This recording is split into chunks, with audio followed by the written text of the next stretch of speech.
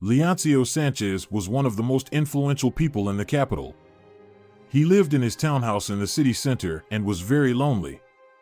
However, he would never admit that even to himself. Leoncio was always busy, negotiations, business trips, and meetings. He never had time to stop and think. He confidently and decisively flew through life like an arrow aimed at a target. Sanchez was envied and looked up to. He was invited to television shows, interviewed, everyone wanted to know the secret of his success. And Leoncio willingly shared his time management and business strategies, but no one could get close to him or rise as high as the 45-year-old bachelor millionaire Sanchez. This minor inconvenience occurred when Leoncio returned from Switzerland and stopped by home to change. His faithful maid, Teresa, who had been conscientiously cleaning his house for over 8 years, handed in her resignation. "I'm sorry, Senor Sanchez, but the kids want to get away from the noise of the capital and move closer to the sea. So, they're taking me with them. I'm very sorry to leave such a place, and I've grown accustomed to you and attached, like to a son, but there's nothing to be done. I really want to spoil my grandchildren soon, and my daughter-in-law is pregnant." Leoncio just frowned in response. Always these family circumstances. In his opinion, family and other attachments only added troubles to the orderly and thoughtful life he had so skillfully constructed. Yes, the millionaire often behaved like a machine rather than a human, but in the world of big business, there was no other way. You either move forward, regardless of everything, or lose everything. He generously paid Teresa and called his secretary to arrange for a new maid, stating the requirement that she be unmarried and childless. "It would be perfect if you could find me some plain mouse, Sylvia," he told his secretary. "Someone who stays home in the evenings and isn't too attractive to men. That kind will stick around for a long time." "Understood, Senor Sanchez," Sylvia replied. "I'll do my best." The next day, Leoncio saw her for the first time. She really looked very modest, a gray, slightly worn sweater, a black skirt below the knees, chestnut hair tied back in a simple ponytail. Blue eyes hiding behind glasses. On her feet, rough old-fashioned boots. She speaks softly and shyly, constantly fiddling with the strap of her bag. "Just what I need," thought Sanchez contentedly. As always, Sylvia is spot on. And where did she dig her up?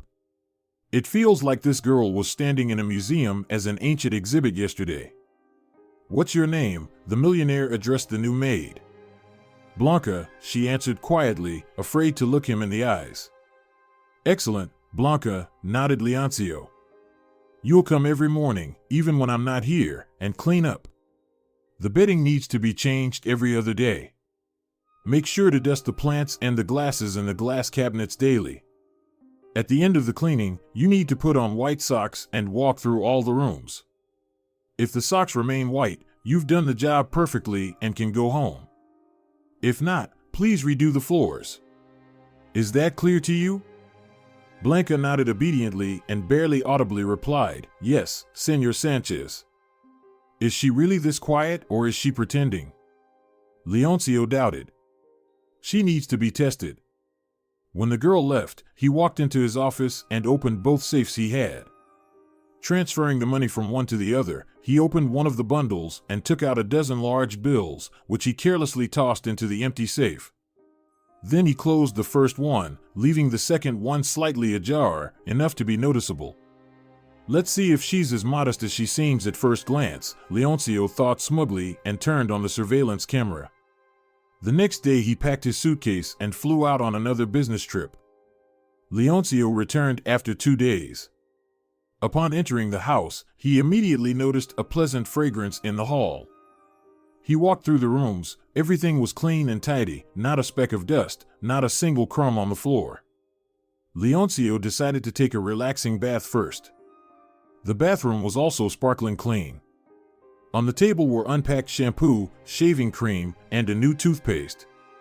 Leoncio admired the maid's care. He hadn't mentioned anything to her about buying personal hygiene products. Apparently, she noticed they were running out. After bathing, he put on his favorite dark blue terry cloth robe and soft slippers and went to his office. "So far, I'm pleased, but let's see what the video shows," Leoncio muttered aloud. Of course, he was tired after the flight, but he had a habit of making decisions as soon as possible.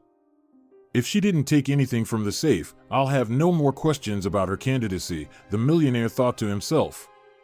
He turned on the TV screen and displayed the image of the room. Rewinding the video to the desired moment, he fast-forwarded it, sat on the couch, and started watching. The spectacle was not too exciting. There was the maid entering the office in her black uniform with a white apron and starting to clean. She neatly stacked the papers and folders scattered on the desk, mopped the floor, dusted the secretaries, bookshelves, and safes. Leoncio yawned and fast-forwarded the video to the appearance of Blanca the next day. It all repeated again. The same boring actions, which almost put Leoncio to sleep. However, this time the maid walked across the floor in white socks with a serious and even tense look, which amused Sanchez. He was about to turn off the video, satisfied that the maid hadn't touched his money, when suddenly, on the video, Blanca entered his office again. She was already wearing her street clothes, the same gray sweater and wide dark blue jeans. She stood in the middle of the office for a while, as if hesitating. Leoncio leaned forward, watching the screen intently. What was she going to do? Finally, determination appeared on Blanca's face. She approached the bookshelves and picked up a book. The millionaire stood up from the couch to see better. Was she going to borrow something from his home library? She really is a bookworm, Leoncio thought with a laugh. His surprise was immense when he saw that Blanca wasn't holding a book at all but his old photo album. Leoncio couldn't believe his eyes. Why did she need his photographs? In amazement, he watched as the girl hastily flipped through the pages on the video, stopped at one, and pulled out a photograph. Then she looked around sneakily and quickly tucked it into her pocket. Leoncio Sanchez was consumed by anger. Could this girl really be a journalist? A paparazzi who had deceitfully infiltrated his home? So that's why she wanted to appear so modest. The millionaire turned off the video and rushed to the bookshelf. Finding the album, he angrily flipped through the pages. All the photos were in place except one. Leoncio Sanchez tiredly sat on the couch, dropping the album straight to the floor, and stared blankly ahead for a long time. He wasn't thinking of anything, not recalling anything, but his heart was painfully gripped by what seemed like long-forgotten bitterness and disappointment. Leoncio didn't know how long he sat there, motionless. His strange trance was broken by the loud ticking of the clock. The millionaire stood up, brushed aside strands of damp hair fallen on his face, and calmly left the office. Tomorrow, he would instruct Sylvia to arrange a meeting with the new maid in his office. And right now, he only knew one thing: he needed to rest to feel his best the next day. He had a difficult conversation ahead. The next morning, Leoncio Sanchez woke up 10 minutes before the alarm. It was a habit he had developed over the years. He got up, took a shower, brewed some coffee. After drinking it, he dressed and headed to the office. Sylvia, as usual, greeted him in the reception area. She was wearing a red suit, and the tall, slender blonde looked as striking as ever. She rightfully considered herself the face of the company. "Good morning, Mr. Sanchez," the girl said cheerfully. "How was your trip?" "Excellent." "As always," Leoncio replied briskly. "Sylvia, I have a request for you." "What is it, sir?" "Call the new maid. Have her come here, to the office. I need to talk to her." "When?" "The sooner, the better." "All right, Mr. Sanchez. I'll call right away." Leoncio nodded to Sylvia and disappeared into his office. An hour later, Blanca timidly knocked on his door. "Come in," he heard. Leoncio Sanchez, frowning, crossed his arms over his chest as the girl awkwardly entered and sat across from him. "So," Leoncio said rather sharply. "Confess. Which newspaper do you work for?" Blanca raised her eyebrows in astonishment and looked at the millionaire with confusion. I don't understand what you're talking about, she stammered. But I believe you understand perfectly well, Sanchez replied in an uncompromising tone. I saw everything. There was a camera in the office. Blanca paled and lowered her gaze. There was silence in the office for some time. You mean the photograph I took from the album? The girl whispered finally. Exactly, Leoncio said. He was angry and irritated. How skillfully she pretends to be an innocent lamb, he thought to himself. Blanca looked up at him again with her blue eyes. Yes, I took it, but I swear, I don't work for a newspaper and I didn't intend to publish it. There was sincerity in her tone that struck the man. Either she's a good actress or she's telling the truth, he thought fleetingly. Then why did you take the photograph? And why? He paused, as if gathering strength, and finished the sentence, this one. Blanca's chin trembled betrayingly, she was barely holding back tears. Mr. Sanchez, I took this picture because it shows you with my mother. Those words sounded like thunder in clear skies. Leoncio Sanchez literally lost his ability to speak upon hearing them. What did you say? He asked hesitantly. Could he have misheard? In the photograph I took from your album, my mother, the girl repeated quietly. Lured, your mother? He asked, still unable to believe that this was all happening to him in reality. Blanca nodded. But how is this possible? It can't be a coincidence. Blanca looked him in the eyes and nodded again. Of course not, she replied disdainfully. I knew from the beginning what kind of scoundrel I was getting involved with by taking this job. Leoncio Sanchez was stunned. He suspected that Blanca was simply playing the role of a modest and quiet girl, but he never imagined she was capable of hurling insults directly at him. How dare you, he erupted, regaining some composure. You stole something that belongs to me, and now you allow yourself to make such statements. How dare you? Blanca calmly and coldly met his gaze. I stole one thing from you, but you stole everything from my mother, she unexpectedly exclaimed. Leoncio's heart squeezed with pain. Me? I stole? She betrayed me herself. Blanca narrowed her eyes and proudly lifted her chin. What are you talking about? My mother is not capable of such things. But Leoncio Sanchez no longer heard her words. Memories of distant days, which he had long suppressed, trying to erase from his memory, burst free and now surged onto the man with furious force. He closed his eyes and involuntarily transported himself 22 years back. Back then, Leoncio had just graduated from university and was actively searching for his first job. He came from an ordinary family, with no connections to rely on. Sanchez already knew then that he should rely only on himself. He walked into company offices and personally handed his resume to the secretaries of the bosses. Lourdes was the assistant to the director of one of the promising firms engaged in logistics. When Leoncio first looked into her blue eyes, he felt as if he had been struck by lightning. He was so taken with this slim, red-haired girl. The young man understood that asking for a number was too bold, but at the same time, he felt that he wouldn't get another chance. So, blushing and stuttering, he dared to suggest meeting her for lunch. Lourdes, with a condescending look, glanced at his worn-out suit but agreed. They met the next day, and Leoncio took Lourdes to a restaurant that was clearly beyond his means. However, he felt that she deserved to dine only there, so he decisively spent his last money on fine wine and expensive dishes. Lourdes was impressed. It seemed she had never been to such places before. Just like Leoncio himself. Later, they laughed a lot, remembering the pompous rich people at neighboring tables. The first date was followed by the second, third, fourth. Leoncio and Lourdes enjoyed each other's company. They had plenty to talk about, and they were surprised to find that they often understood each other with just a half word. Gradually, the young man realized that he couldn't imagine his life without Lourdes and decided to introduce her to his parents. Leoncio was very nervous, but his anxiety turned out to be groundless. The family dinner went perfectly. The atmosphere was warm and pleasant. Mom and Dad looked at Lourdes with admiring glances, and Leoncio felt pride and joy. That evening, he confessed his love to the girl for the first time.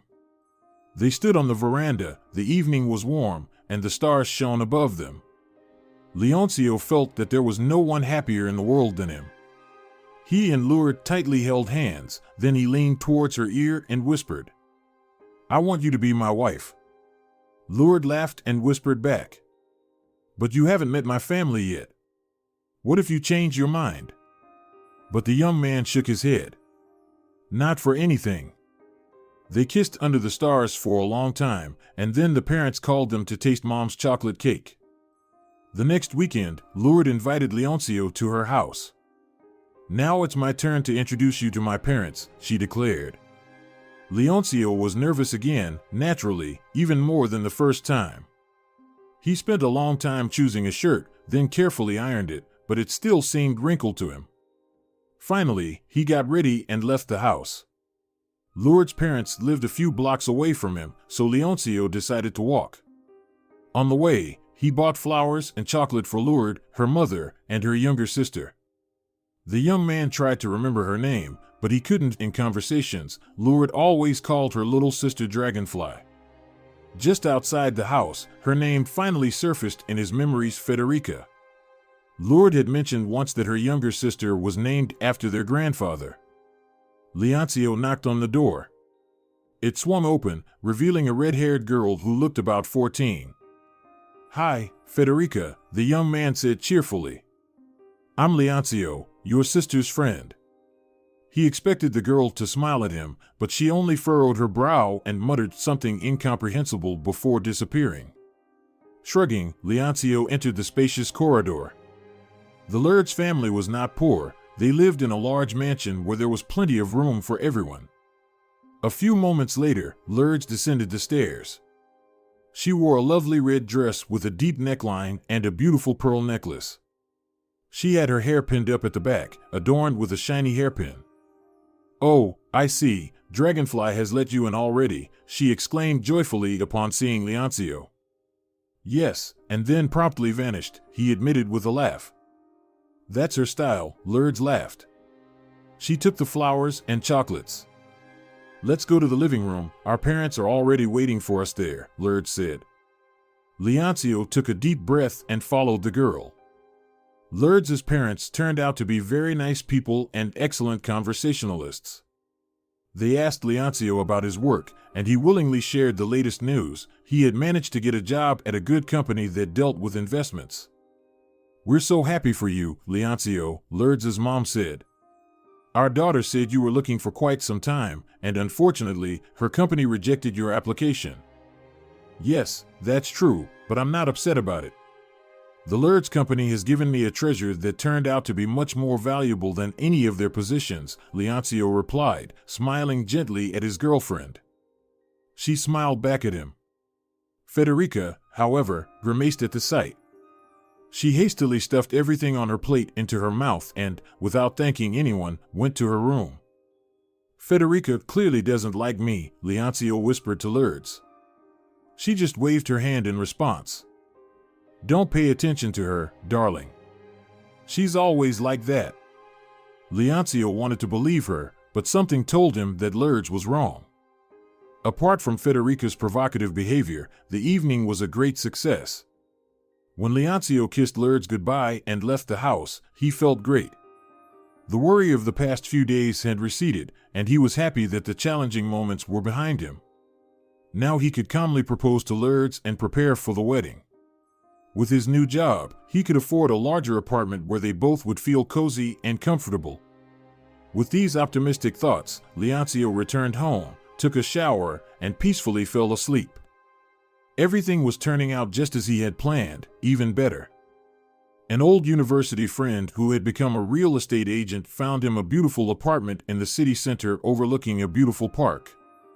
Leoncio went to see it alone. He wanted to surprise Lourdes. He walked through the bright rooms, trying to imagine Lourdes' reaction, and it seemed to him that he couldn't find anything better. The apartment seemed to be made for the two of them. Without any further doubt, Leoncio made the deposit. Then he went downtown to buy a ring for Lourdes. He pondered over options for a long time until he settled on a delicate and very elegant ring adorned with a pale blue topaz. Just like the color of her eyes, he thought. He bought the ring on credit, intending to pay for it with his next paycheck. Now it's just left to propose to Lourdes. Leoncio carefully considered the details for a long time. He wanted everything to be very beautiful and romantic. While walking through the center, he noticed a small but cozy restaurant where a violinist was playing. He entered and ordered a cup of coffee. The waiter brought Leoncio his order, and the young man sat for a long time, listening to the musician. Dreams took him somewhere far away. He imagined walking through life hand in hand with Lourdes, and how she would become his only destiny. They would have children, then grandchildren, and they would spend their old age in a little house by the lake somewhere outside the city. Leoncio even shed a tear. He envisioned it all so vividly. Then he got up, paid for the coffee, and firmly decided to return here with Lourdes and propose to her to the beautiful sounds of the violin. It happened the following week, and everything went perfectly. Lourdes suspected nothing. She was more beautiful than ever. Her pink dress accentuated her fragility and tenderness. She curled and let her hair loose, and they cascaded in beautiful waves down her shoulders and back. Leoncio felt like everyone around was only looking at Lourdes, and he felt proud that this girl would soon be his wife. Leoncio felt like the luckiest and happiest person on earth. He was beside a beautiful woman, and things at work were going better than ever. It was like a fairy tale. When the violinist played one of the most poignant and tender melodies, Leoncio got down on one knee and proposed to Lourdes. She couldn't hold back her tears. Everyone around applauded. "Will you marry me?" Leoncio asked Lourdes, looking at her with eyes shining with anticipation of happiness.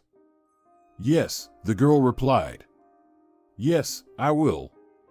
The guests applauded the beautiful couple once again. Leoncio lifted Lourdes up and twirled her around to the beautiful sounds of the violin. When they sat down at the table, a gray-haired man with long mustaches approached them. He wore an old-fashioned checkered jacket and trousers with pleats. "You're a very beautiful couple, and I'm a retired photographer," he said softly. "It sounds strange, but it happens. I got so tired of photographing endless and monotonous weddings that 5 years ago I swore I wouldn't take another photo. But you've inspired me. There's so much love emanating from you. So, allow me to take just one photo." Lourdes smiled and nodded. Leoncio sat next to her and hugged his beloved, and the man took their picture. A couple of days later, he sent a copy of the photo to Sanchez's office. Leoncio carefully tucked it into his planner to show Lourdes later. The wedding was scheduled for the end of April. There was just over a month left to prepare. However, life intervened in the lovers' perfect plans. One morning, Leoncio came to work and saw a note from his boss asking him to come to his office. Surprised and somewhat nervous, Sanchez immediately went to the chief's office. On the way, he pondered why the boss needed to see him. He really hoped he wouldn't be fired for some unknown reason. After all, the wedding was just around the corner, and moving to a new apartment. Losing his job now would be unthinkable. However, Leoncio's fears were unfounded. He immediately noticed that the boss was in a good mood. He greeted him warmly, with a friendly smile. "I have news for you, Sanchez," said the boss. "And I hope you'll be as pleased with it as I am." Leoncio smiled. "I certainly hope so too." The boss gestured to the chair opposite him, and the young man sat down. "The thing is," continued the boss, "we're opening our first overseas branch." "Oh, congratulations," Leoncio said sincerely. "I wonder what I have to do with this," he thought to himself. "And you have a direct role to play in this," said the boss, as if reading his thoughts. "Me?" Sanchez was surprised. "You excelled at university. Your diploma speaks for itself. You have excellent reviews from your professors. You've also proven yourself to be a young but very promising specialist here. We need people like you. That's why I've decided to appoint you as the manager of the branch that is about to open in." He didn't manage to finish his sentence because the agitated Leoncio interrupted him.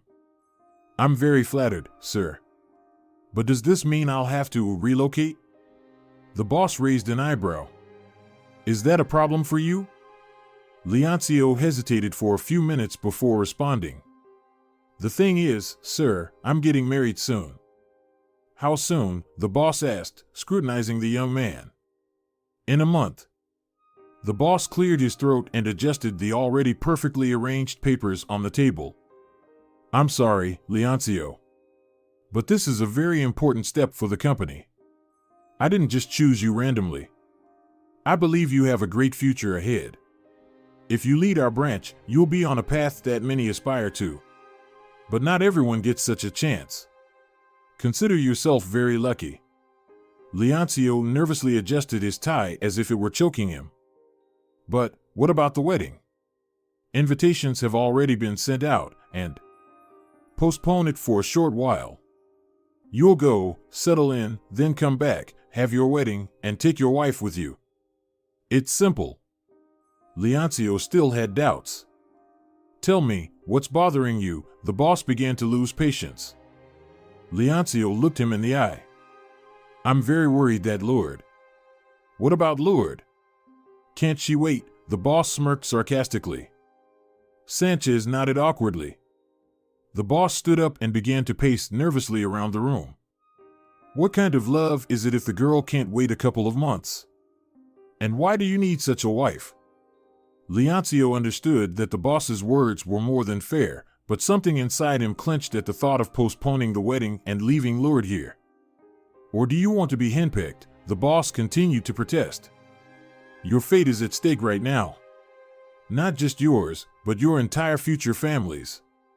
Doesn't she want to live decently? And for your children not to need anything? Remember my words, you'll be a millionaire in no time. Do you want to miss such an opportunity? The boss's arguments sounded more than convincing, and Leoncio reluctantly agreed. Back in his office, he could barely wait for the end of the workday. In the evening, he and Lourdes agreed to have dinner together.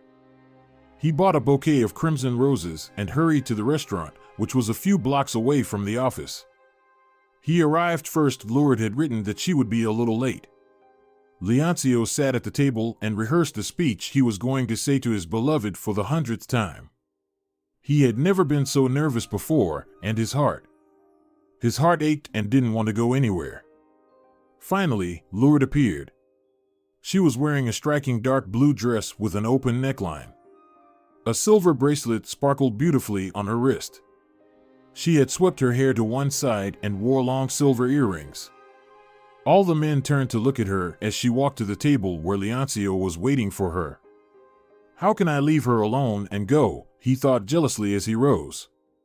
Sorry, dear, got stuck in traffic, Lourdes chirped, hugging him. He handed her a bouquet. So beautiful. Thank you, darling, the girl smiled. Leoncio helped her sit, then sat himself and cleared his throat. He knew he was about to ruin Lourdes' mood, but he couldn't hold it in any longer. I need to tell you something, he said with a voice unfamiliar to him, trembling with nerves. Lourdes instantly sensed his state, and the smile faded from her face. What happened? The girl asked, concerned. Leoncio recounted the details of his conversation with his boss, carefully observing his beloved's reaction. Lourdes paled, but quickly composed herself. Of course, I'm upset that we'll have to postpone the wedding. But career prospects are very important for you, for us. And our future family. Your boss is right. Leoncio couldn't believe his ears. He knew Lourdes was sensible and rational, but he didn't expect her to accept this news so quickly and without much emotion. What if she doesn't love me at all? He briefly thought, but he quickly pushed away his doubts. Thank you, my love, he said. I'm so glad you understand the importance of what's happening. Did you think I would make a scene over a couple of months' delay? Lourdes laughed. Leoncio laughed too, feeling surprisingly relieved. Yes, that's exactly what I thought. And I also don't have the money to pay for all the dishes you broke in this restaurant. The rest of the evening went perfectly, and the next day Leoncio began to prepare for his trip. Their meetings with Lourdes became even more tender. Both felt that the separation was approaching with each passing hour. On the day before his departure, Lourdes came to Leoncio. They sat on the couch and turned on some movie, but both were too distracted to follow the plot. Leoncio breathed in the scent of Lourdes' perfume, wanting to memorize every detail. The girl held onto her beloved tightly. Around midnight, Leoncio said he would call a taxi, but Lourdes shook her head. "Tonight, I want to stay with you." Leoncio's heart jumped in his chest. "Are you sure?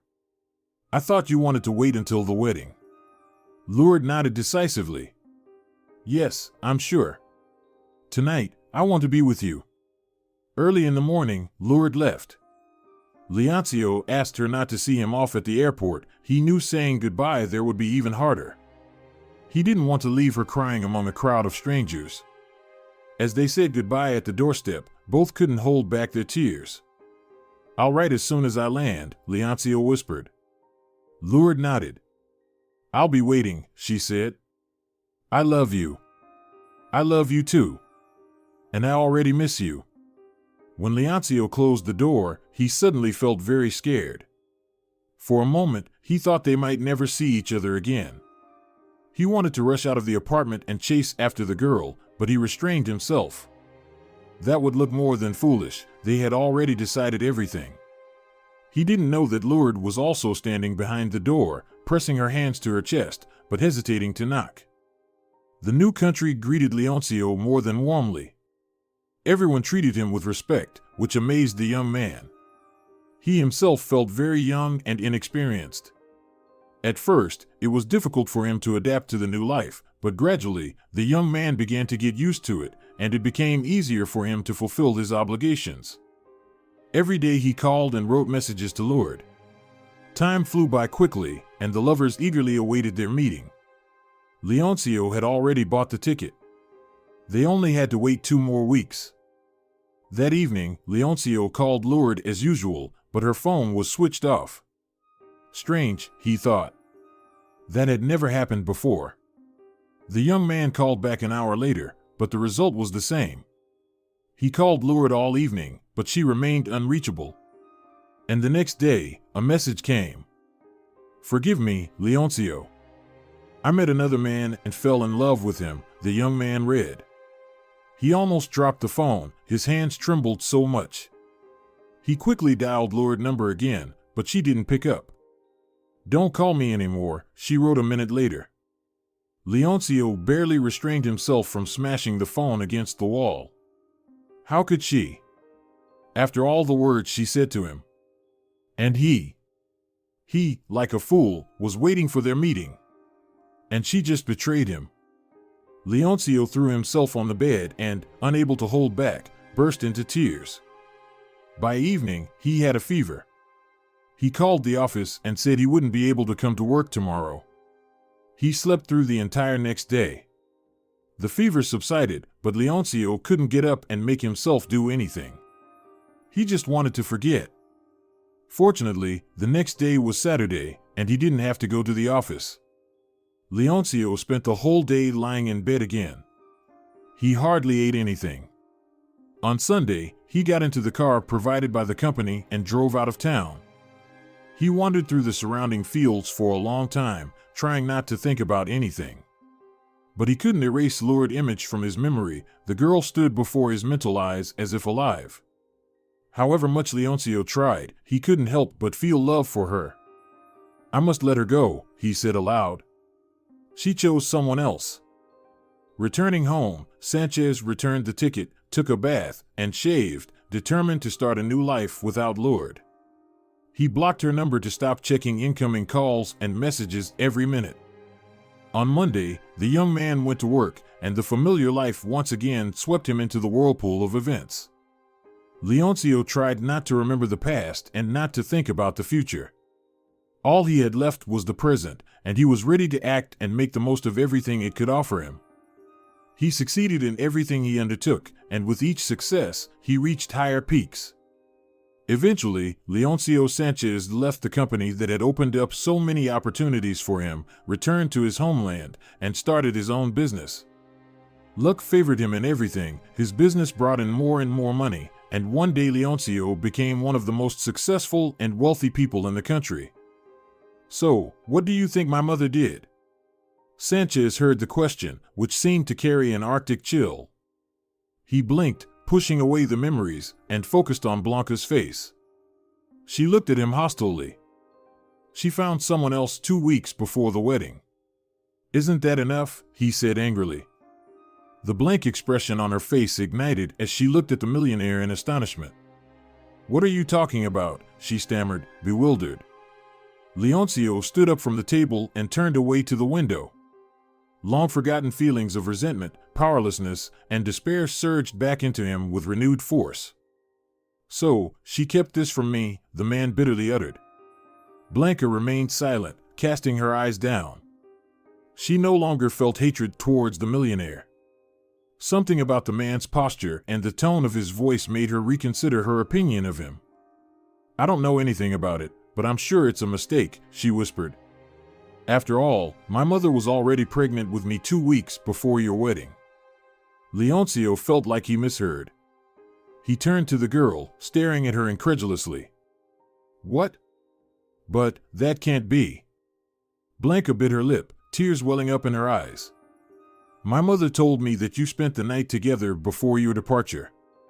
That's how I came into existence, she said softly. Leoncio nervously ran his hand through his hair and sat down. Then he closed his eyes, pain contorting his features. Is it true? He asked, without lifting his gaze. Just don't lie to me. Please. I know what people are capable of for money. He looked at Blanca. She was as pale as a sheet. I know you don't believe me, she murmured. But I want to get to the bottom of this myself. I always dreamed of seeing my father, of feeling what it's like to be a beloved daughter. I've always been deprived of that. My mother said my father died. But one day, I found her diary and learned everything. Leoncio looked at Blanca, unsure whether to believe her or not, but his heart squeezed in response to her words. He no longer saw her as a brazen hypocrite, no. There was something in her eyes that made her seem fragile and vulnerable. He wanted to embrace her like his own daughter, to stroke her hair for a long time, soothing her worries and instilling confidence in her for tomorrow. I think only one person can give us the right answer. It's Lourdes, the man finally said decisively. But she doesn't know I'm here, the girl said, frightened. I got a job with you without her knowledge. She doesn't think highly of you. I've heard her say many times that you're a coward and a scoundrel when she saw you on TV. Leoncio flared up. So that's what Lourdes thinks of me, he bitterly thought to himself. Then he stood up decisively and, circling the table, extended his hand to Blanca. Let's go, señorita. We need to resolve this as quickly as possible. Your mother will have to give us an answer. They left the office, descended in the elevator, and got into an expensive car driven by an elderly chauffeur. Where to, Mr. Sanchez? He asked Leoncio, who nodded at Blanca. The girl gave the address, and the car set off. On the way, Leoncio and Blanca remained silent. Finally, the car stopped in front of a rather affluent house. The man and the girl got out of the car. Is Lourdes home? Leoncio asked anxiously. Yes, she's working remotely, Blanca replied. Leoncio hesitated. Perhaps it's worth warning her not to catch her off guard? But Blanca shook her head. No, let's just do it now so she has no way to retreat. Sanchez nervously swallowed. Blanca took out a key from her purse and opened the door. They entered the bright hallway. Mom, it's me. Blanca called out. Is everything okay? Leoncio heard a painfully familiar voice coming from somewhere very close. He suppressed the urge to rush into the adjacent room and embrace Lourdes. Yes, but I'm not alone. I have a guest with me, and he wants to see you, Blanca declared. Who is it? The woman replied, and Leoncio heard the sound of a chair being pushed back. In a moment, Lourdes appeared at the threshold. She was wearing an elegant dark green dress and a white cardigan. Her hair was shorter than in her youth, but still the same shade of red. It cascaded in voluminous waves over her shoulders. Lourdes' gaze remained unchanged. Leoncio once again saw the same blue, mischievous eyes of the young woman he still couldn't forget. However, when Lourdes realized who stood before her, shock flickered in her eyes. She anxiously covered her mouth with her hand. "Hello, Lourdes," Leoncio murmured softly. His hands trembled, his heart pounded desperately in his chest. "What are you doing here?" Lourdes asked harshly, finally regaining her composure. She crossed her arms and looked at the man with hostility and coldness. "I came to find out the truth," Leoncio admitted. "What truth are you interested in?" Lourdes retorted. At that moment, Blanca intervened in the conversation. "Mom, are we just going to stand in the doorway? Let's go into the room." Lourdes shifted her gaze to Blanca, and her facial expression softened slightly. She silently turned and headed into the living room, with Leoncio following her and Blanca bringing up the rear. As everyone sat down, there was a palpable tension in the room. Sensing it, Blanca decided she was unnecessary here. As soon as the girl left, Leoncio couldn't hold back and spoke as if all those years hadn't passed. "Why are you angry with me? It was you, not me, who didn't answer my calls, and then wrote that you met someone else and fell in love." Lourdes raised her eyebrows in astonishment. "What? I never wrote that," she exclaimed.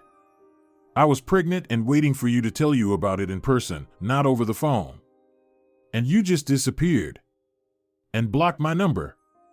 Are you saying I made it all up?" Leoncio replied in the same tone. Lourdes looked at him with confusion. Then her eyes clouded over for a moment, as if she was trying to remember something. "Wait. Before that happened, I lost my phone. I was sure it was on my nightstand, but it wasn't there. And the next day, I found it under my pillow. It was very strange. I never put it there, but I was so glad to find it that I didn't think much of it. I thought I'd see a bunch of missed calls and messages from you, but the phone was empty. So I called myself, only to hear that my number was blocked. I sat on the bed feeling out of sorts when my sister walked into the room. She asked me how I was doing, and I complained that I couldn't reach you on the phone. He probably found someone else." Federica shrugged indifferently and left the room. With these words, Lourdes helplessly shrugged her shoulders and cast her gaze down. "And you believed her?" Leoncio guessed. "But Streak never liked me from the start. She probably didn't want us to get married. I wouldn't be surprised if I found out she took your phone and wrote those messages." Lourdes flared up but couldn't retort. She's always been a rebel. And yes, she was against the wedding. She was jealous of me being with you, the woman confessed and suddenly burst into tears. "What's wrong with you?" Leoncio trembled. He wanted to hold Lourdes close and never let go. "Streak ran away from home when she turned 18. We don't know where she is, if she's alive. Our parents nearly went mad with worry. It undermined their health." "I'm sorry, Lourdes," Leoncio whispered. He hesitantly stood up and approached. Then he sat down on the couch next to the woman and gently hugged her, fearing she might push him away. But Lourdes, on the contrary, leaned into him and cried even harder. So they sat, embraced, until the woman calmed down. "So, Blanca is my daughter?" Leoncio dared to ask. Lourdes just nodded in response. "I'm sorry it all turned out this way," Sanchez said bitterly. "I'm sorry I didn't see her being born and growing up." He lowered his head, feeling the pain of emptiness and loss. Lourdes gently ran her hand through his hair. "But you're here now. Yes, you can't change the past. But you have the present. Now, when Blanca has found you, she needs you more than ever." The millionaire lifted his head decisively. "And I'll be there." Then he looked at Lourdes with tenderness. "And you? Do you need me?" Lourdes smiled and nodded in response. "Yes, I do. I never could forget you, Leoncio." Sanchez. Hearing this, the man felt like the luckiest person on earth. He held tight to the only woman he ever loved and, for the first time in 22 years, allowed himself to dream of a beautiful future. And now he was sure his dreams were destined to come true. Dear viewers, if you enjoyed the story, please support the video by liking it and leaving a comment.